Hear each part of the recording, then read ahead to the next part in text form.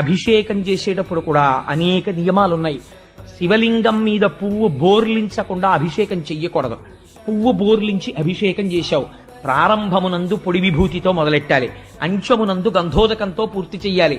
ప్రతి పదార్థమునకు మధ్యలో మళ్ళీ సజలంతో అంటే శుద్ధ జలంతో అభిషేకం చెయ్యాలి. ఆ అభిషేకానికి అనేక నియమాలున్నాయి. ఇన్ని నియమాలతో నువ్వు చేసేటప్పుడు నువ్వు ఆవలించకూడదు.